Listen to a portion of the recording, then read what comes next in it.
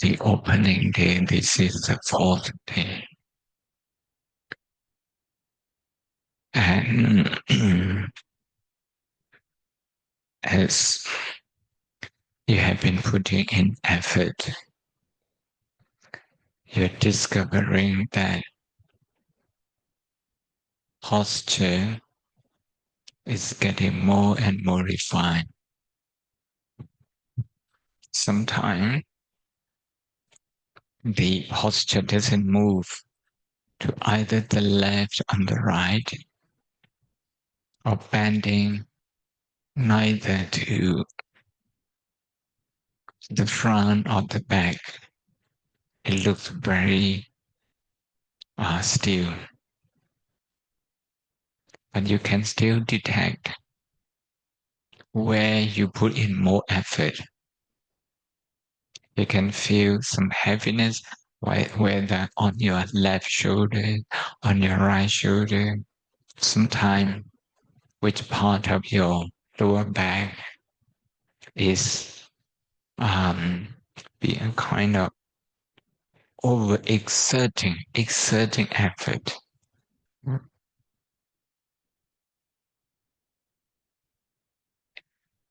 Is coming to that.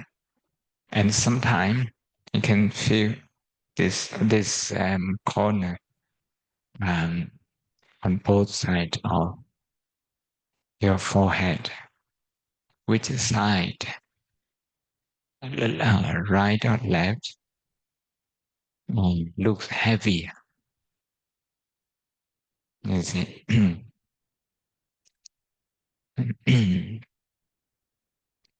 So we use the word Indriya Samvara Sila. Insi Sangwon Sin, 3 words. Insi, Indriya. Basically, we talk about five Indriyas. 4 excluding mindfulness. With mindfulness, 5. That we need to balance them. We need to balance between effort and concentration.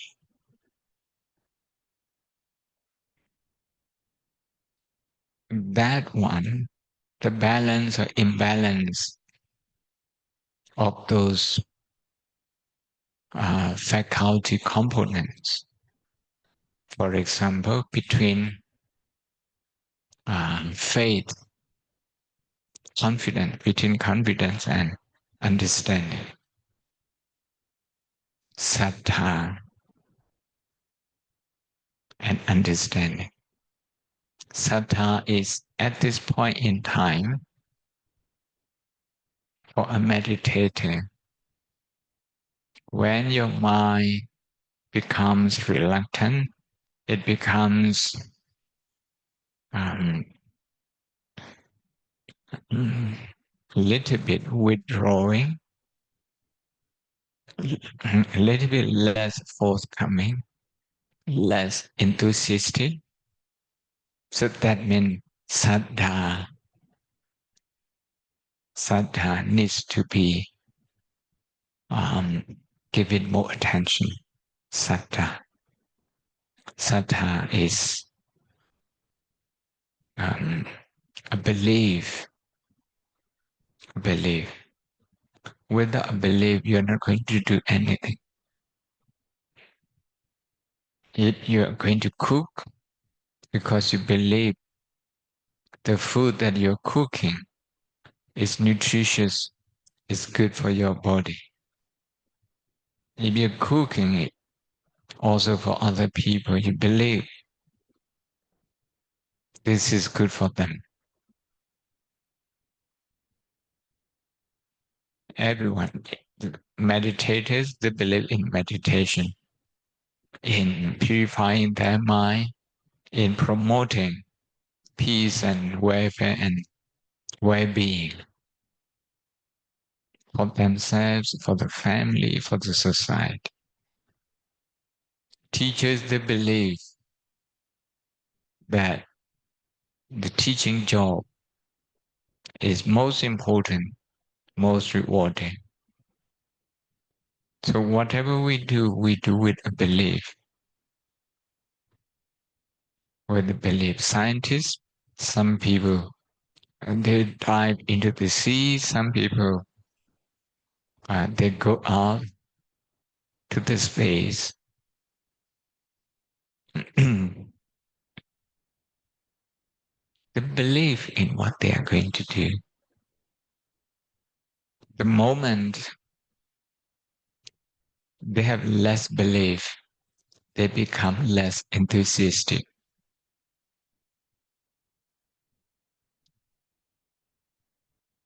Even if they know everything about space, the moment they become um, less believing, less trusting, they wouldn't be engaging. They wouldn't be exploring anymore. So sattha as insi, as indriya, as a faculty. Faculty means controlling. For the mind to control is an activity, is an ability, is a potential. Sattha is one of the um, the five that we need in meditation. But you believe in that, but if you don't understand it, your enthusiasm is not going to last. If I tell you, um, checking posture is good. Checking posture is going to enhance your meditation practice. You practice and if the effort doesn't bring you any understanding, session by session, if there's no understanding, you're not going to persevere. You're not going to go on with that. So, sattha, faith, understanding, panya, those two insight, those two faculties, they have to be there. And they have to be not just be there, but they have to operate in a balanced way, mutually supportive. Then how do we know? How do we know that they are there and that they are well and mutually supportive? We look at our posture. We look at our posture. So that's one pair, sattha and panya, as two indriya, as two faculty, two controlling, two empowering qualities. That's one pair. Another pair is effort and concentration.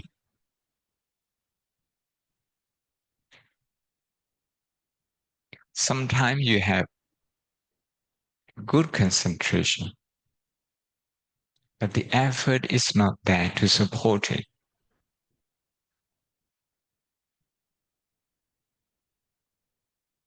So all of a sudden, you go into sleepiness.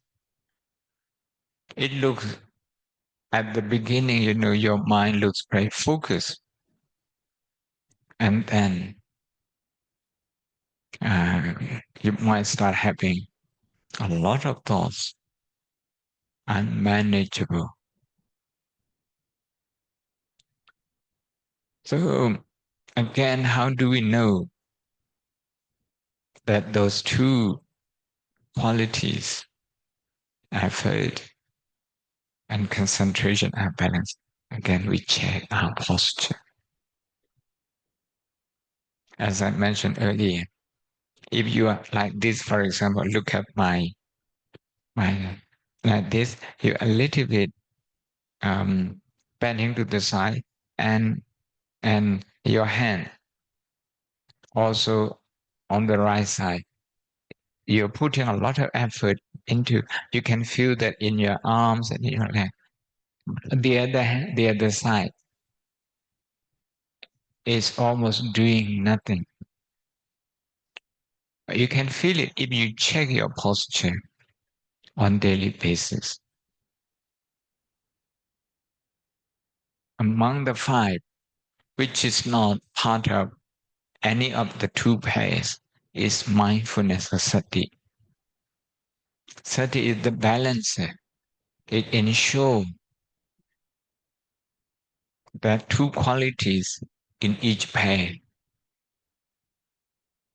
are working harmoniously, supporting each other. Not too much and not too little. And here, how do we know that we have mindfulness or not? Just to be able to focus on one object is not necessarily mindfulness. When we focus on rising and falling, when the mind is here, most of the time, we may think that we are developing mindfulness. Yes, foundation,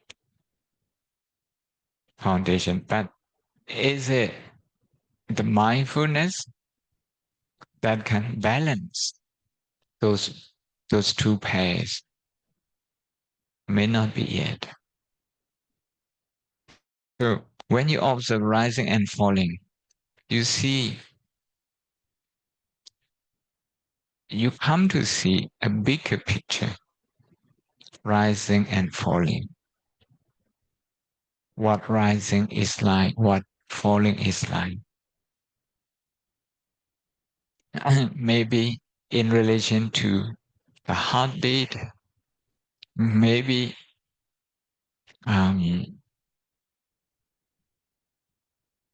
the characteristic of the wind, pushing and pulling, expanding and distracting. You come to see some characteristic lakkhana. So with that lakkhana, now mindfulness is emerging. Mindfulness is emerging. When you observe pain, if you just look at your pain, you want to get rid of the pain. Put no, pain. You are focused on one object repeatedly. This is going to help you to concentrate. You develop some form of concentration. But if you are not aware of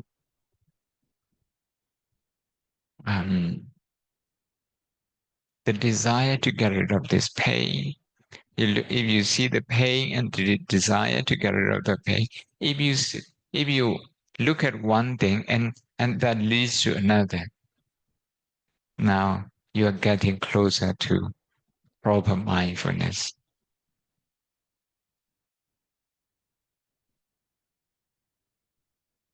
If you look at the pain,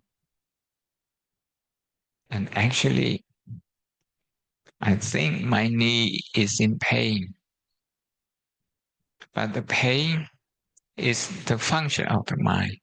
In Thai, we call it Rup Nam. Knee, right knee is Rup. Material is the body. It has no feeling. It has no understanding. It has no consciousness on its own. It has no ethical sense, meaning sense of good and bad, good and evil. There's no such thing in the physical body.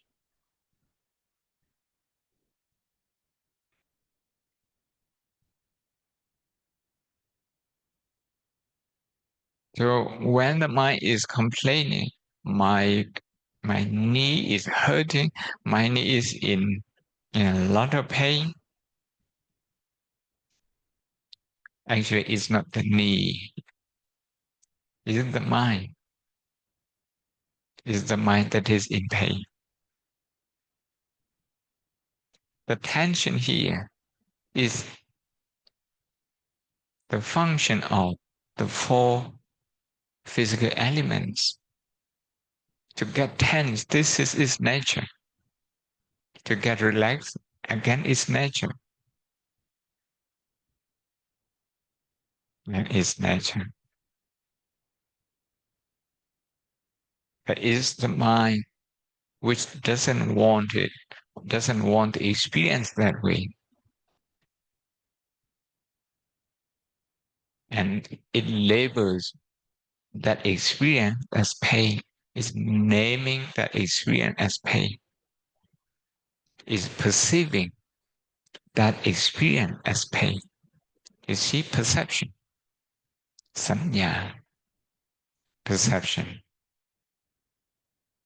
Because of that perception, the tension, the strain of the muscles comes to describe as pain.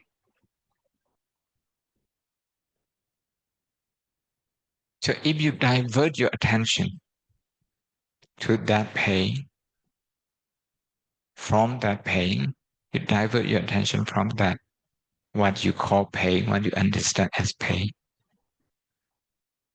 to the complaining mind.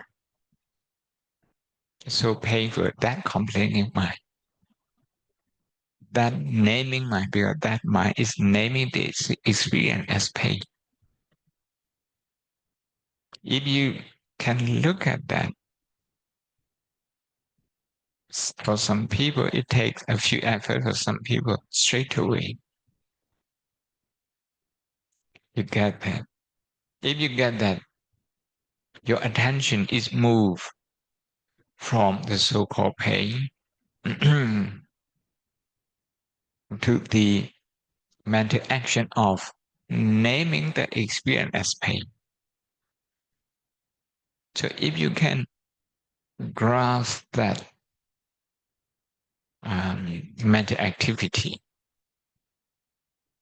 it doesn't lead to the pain.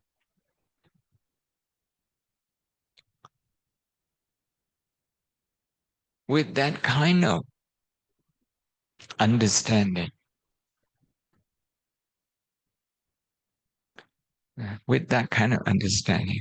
you're going to see that your posture is quite relaxed at that time, quite steady.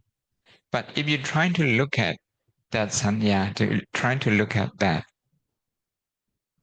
naming mind, you can't catch it. You can't get that. You don't get that. You don't understand that. Come back to your posture, whether your posture is right.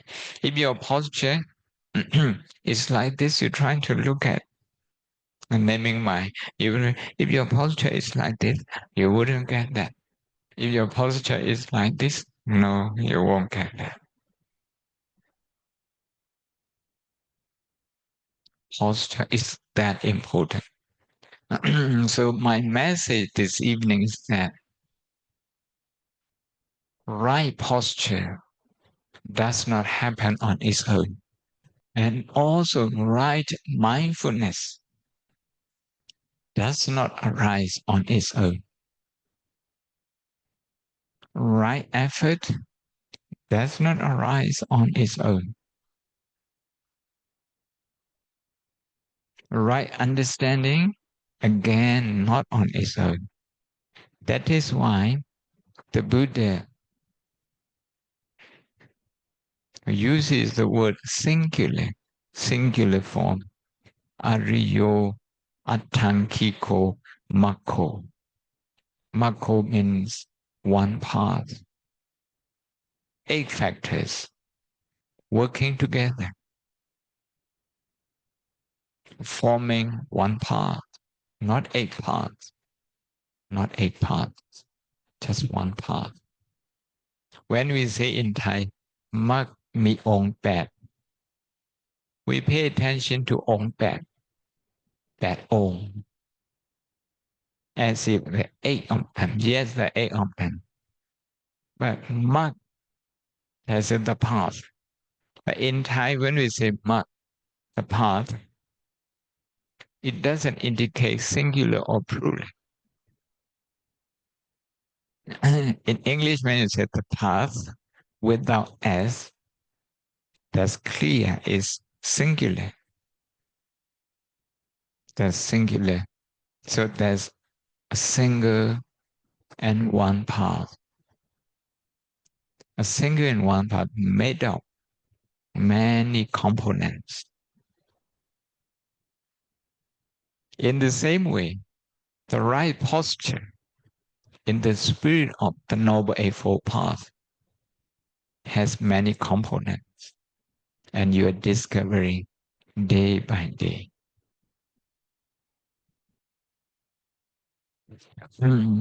When you see your posture is slumping a little bit like this, you can see you don't have mindfulness is not strong because effort is decreasing. Sometimes you see,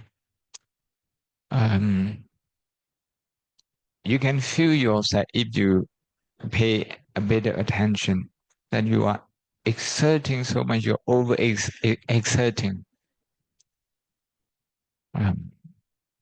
making too much effort, imbalanced effort.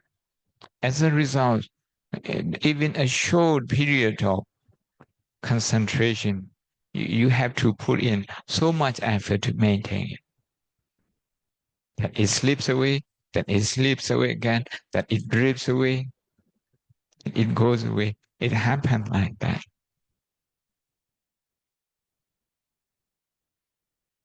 So when we check again and again, we become good in observation. We become better and better. สังเกต That สังเกต that observation is a very important quality of mindfulness. When we just observe pain, because we want to get it up, we are not observing it. Okay, we almost like reciting a mantra because we want some magic to work. The pain disappear. We want that. We are not observing it.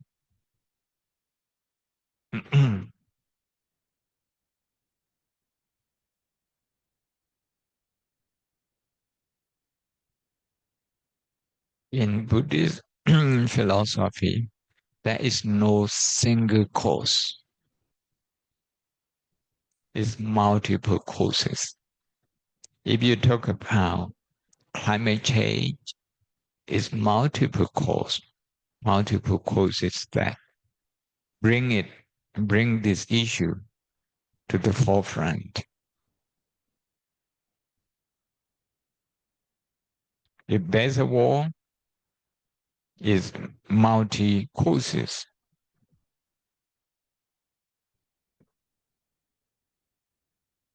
If a single cause, that would mean one created God responsible for everything.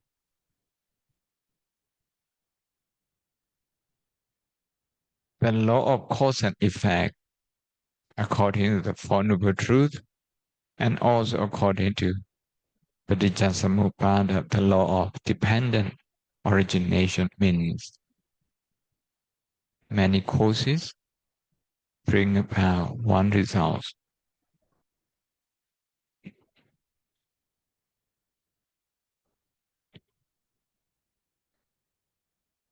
So, for example, if you see the mind wandering, you say why the mind is wandering, maybe the posture is not correct. Number one. Number two, maybe the effort and concentration are not balanced. Maybe you're pushing too. Maybe your question, maybe you didn't get enough sleep too. It could be multiple causes.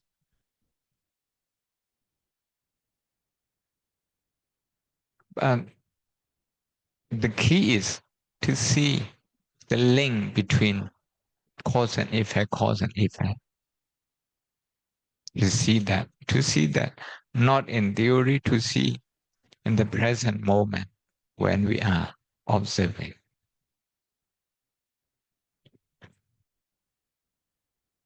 So sometimes it's helpful, I find it's helpful to look at yourself as a third person. And sometimes I prepare my posture just to make sure, okay, I swing a little, I rock a little bit like this, just to ensure that it's comfortable, and like this once or twice. And then I straighten my back, my spine, and I try to close my eyes once or twice and to take breathing in and out to feel if the spine is too straight to the extent that it's bending a little bit backward, or maybe it's correct. We don't really know. Okay, whether the spine, whether the head, whether we are looking straight ahead, geometrical, whether that happens, we have to check with the mind. If if the awareness is not clear, you observe the awareness is not clear, and you have to put in too much effort, or sometimes you feel you don't feel energetic. Instead, you feel like stopping, not even before your attitana, your determined point of time. I mentioned the importance of attitana yesterday.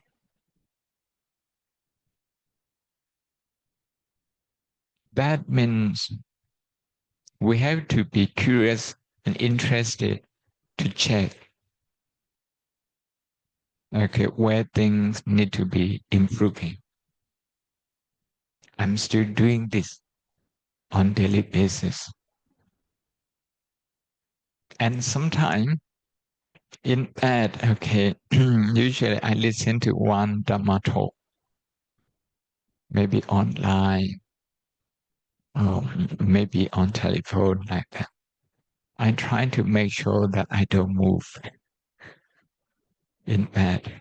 Just sit, just lie still. Before I do that, I check a comfortable and steady posture. I have to use medicinal um, pillow, not the normal pillow. And with that one, I try 30 minutes, 45 minutes, 1 hour, 2 hour Dhamma talk, because they vary in length. And sometimes, not that you are in pain, but because the habit, you want to move, and you pay attention to that. The moment that happens, you miss some part of the Dhamma talk.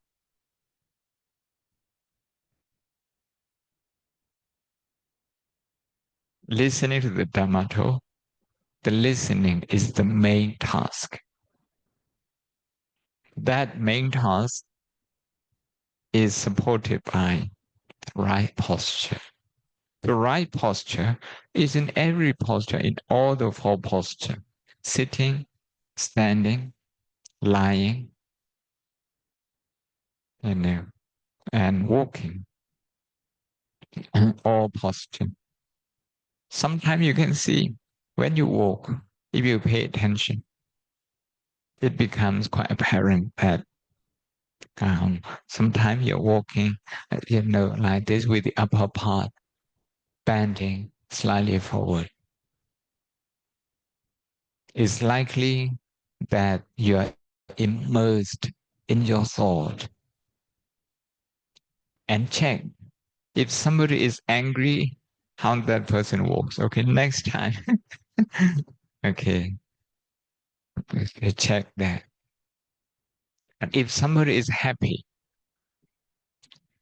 it's effortless. The way they stand, the way they walk is effortless.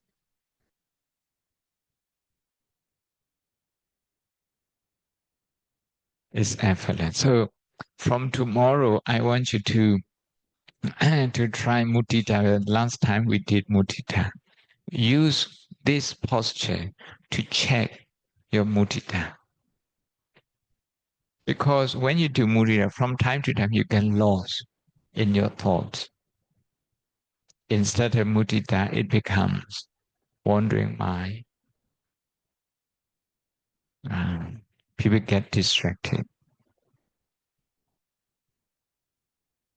Before I came here, a family from Seattle, they came, and two sons and the father became temperate monk, and the mother was also there meditating with. Very successful family, and very successful. Thousands of employees. Okay, they went there with nothing. Thousands of employees now. Sometimes they couldn't get into mudita. So I sit in front of them, and when I open my eyes and I look at their posture, I knew straight away that they couldn't do it. Some session they could do it. I look at the posture. So if you observe the postures all the time during the session as an observer, you know which part of the session they could get into mudita, which part they couldn't. They just get carried away. Yeah. When you do mudita, sometimes you try to focus on positive things. Instead, it triggers negative things. At that moment, you need to be interested in your posture. Look at how my posture is.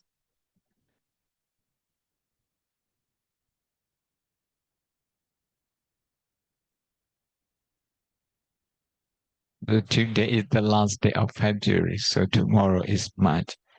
And you can do, you have about 2 days of mudita tomorrow and the day after tomorrow.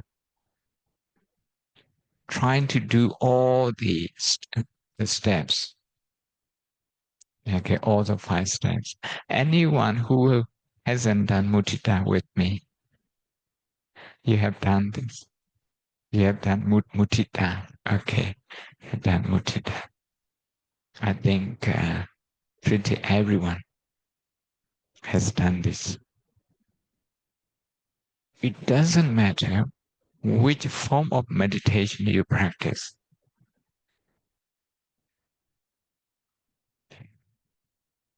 In yoga, they would call this asana. Asana. In Thai asana, we call this one. But in yoga, asana is posture.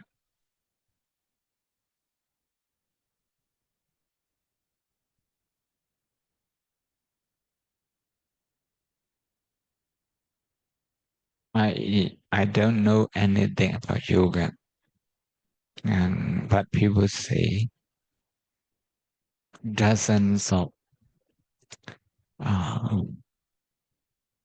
dozens of steps to develop a good posture. The same principle, the body and the mind going into training together. So if you separate them, if you think when we check our physical posture, we are paying attention only to the um, physical body being upright. That's wrong. We're trying to see the relationship between the body and the mind and the body. The same would be true in yoga. This is to say, when you do exercise in the morning, even when you're bending, when you're doing qigong, raising your hands,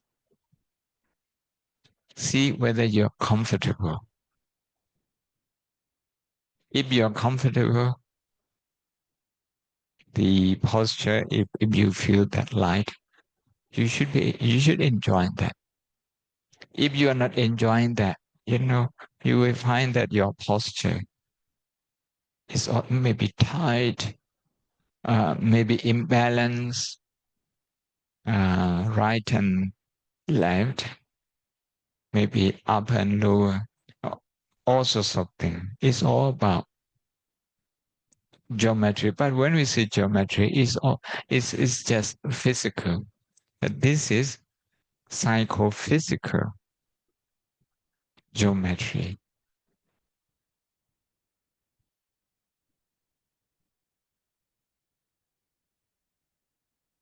With mudita, it should be easier. Okay, any question?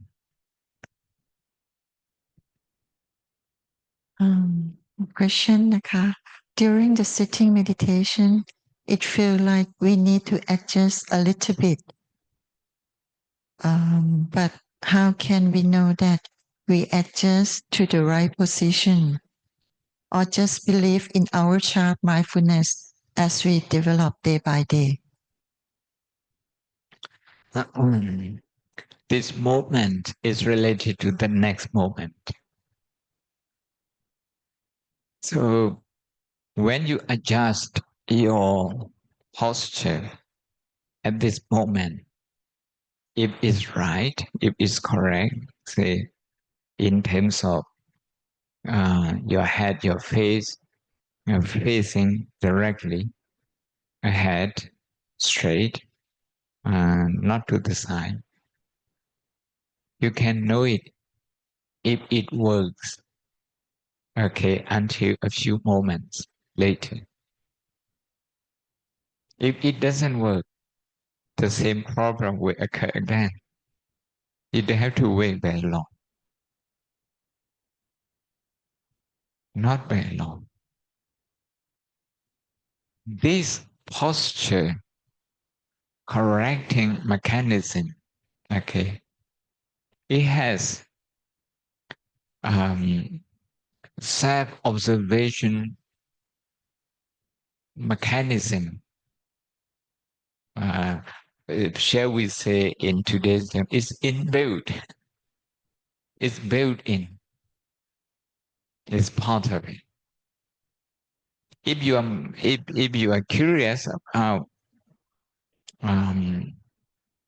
the quality of observation, that is the function of mindfulness, and the posture.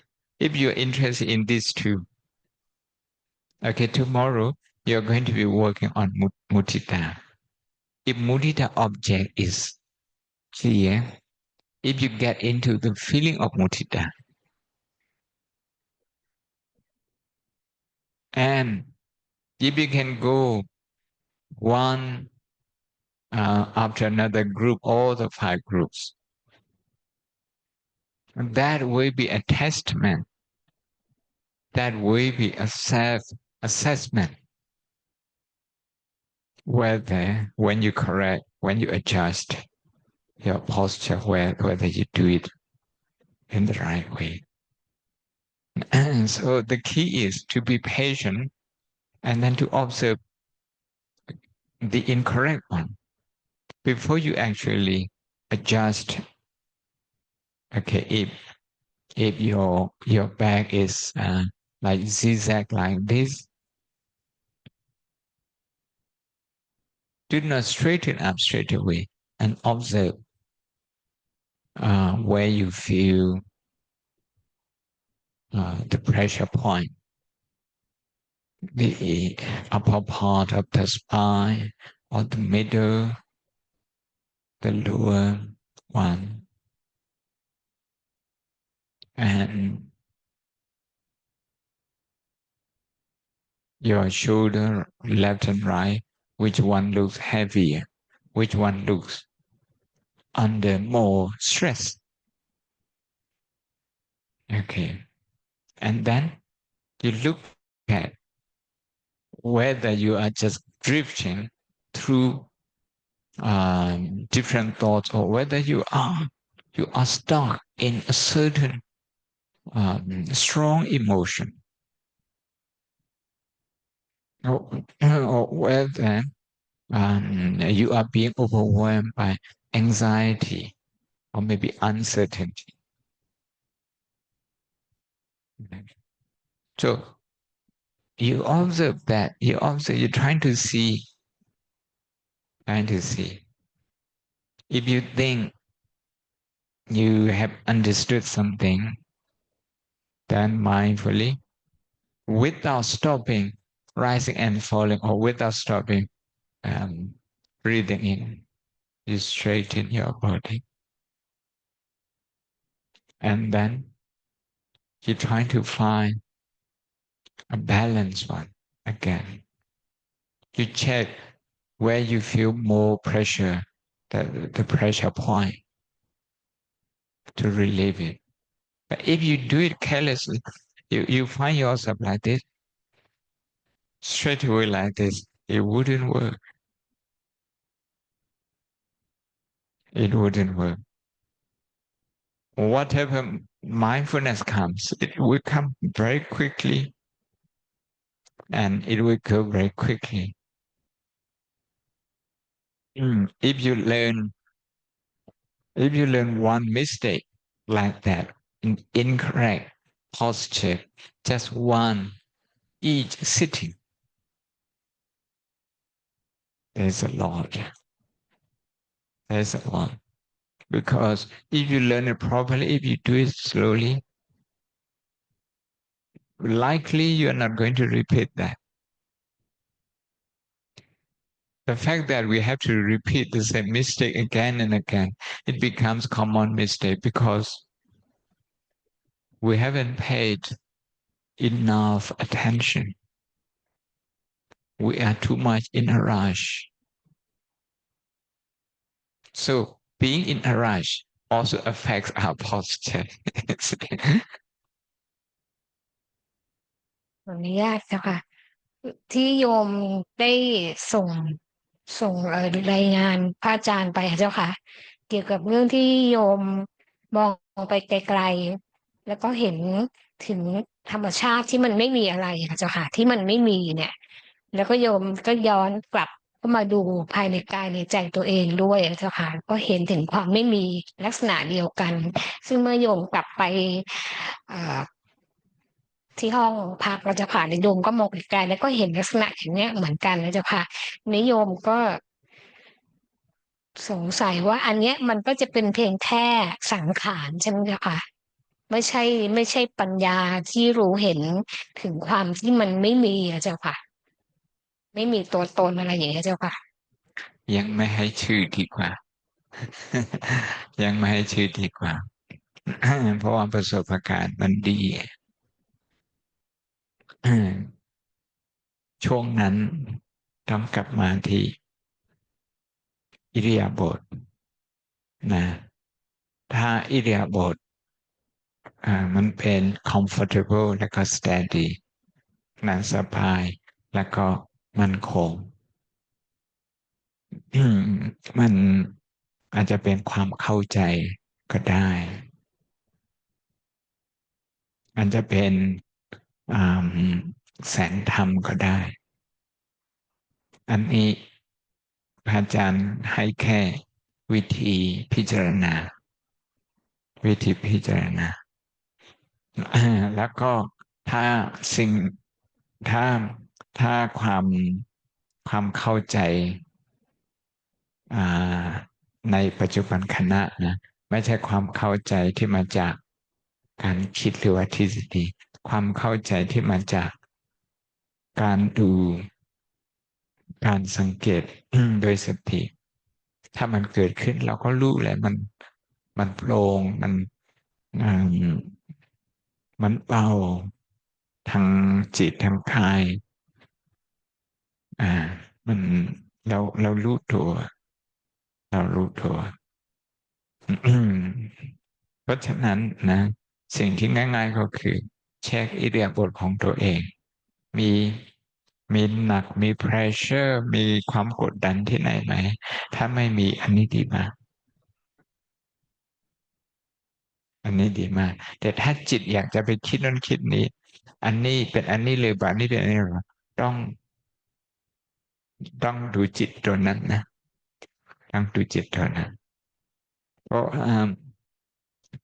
ตั้งแต่เมื่อวานเราพูดถึงเรื่องสัญญาที่จิตชอบปรุงแต่งแบบไหนปรุงแต่งให้ชื่อถ้าให้ชื่อเสร็จแล้วติดละคนที่เราจำชื่อไม่ได้ส่วนมากเราก็ไม่ติดไม่ได้ยึดติดแม้แต่เขาพูดจากับเราไม่ดีนะถ้าว่าในจิตใจของเราไม่ได้เจ็บช้ำจริงนะเราจะไม่เราจำชื่อเขาไม่ได้แต่ถ้าเราไม่พอใจจริงๆแต่จำชื่อจำตระกูลจำนามสกุลเกิดปีไหนเกิดปีปีอ่าคือสิ่งสำคัญก็คือถ้าวันนี้นะเรา struggle กับความเจ็บปวดตรงนี้แต่ถ้าเรามองแล้วเรามองถูกต้องความเข้าใจมันเกิดขึ้นในปัจจุบันอืมเวทนาตัวนี้นะถ้ามันเกิดขึ้นอีกมันจะไม่รบกวนเรานะไม่รบกวนจิตเราเวทนามันจะมาอีกแต่จิตของเราไม่ได้ไปโต้แย้งมันไม่ได้ไปทะเลาะกับมันแล้วพระอาจารย์คะถ้าอย่างนั้นอะเวลาที่เราเข้าใจคือเราไม่ควรจะเนมอนิจจังทุกขังอนัตตาต่อไปถูกไหมคะแต่ว่าถ้าเรา have real understanding about this เนี่ยเวลาเราออกไปในโลกอะทัศนคติของเราจะเปลี่ยนถูกไหมคะคืออ่า resilience แล้วความเข้มแข็งมันจะเพิ่มขึ้นจะเพิ่มขึ้นจะไม่ท้อถอยง่ายๆเพราะว่าในโลกนะเราจะเจอคนโมโหเจอคนอ่าที่เป็นที่คิดแบบโลกแต่ถ้าเรามี resilience จากธรรมที่เขาพูดจะไม่มีผลกระทบกับเราถ้าเราไม่มี resilient ตรงนี้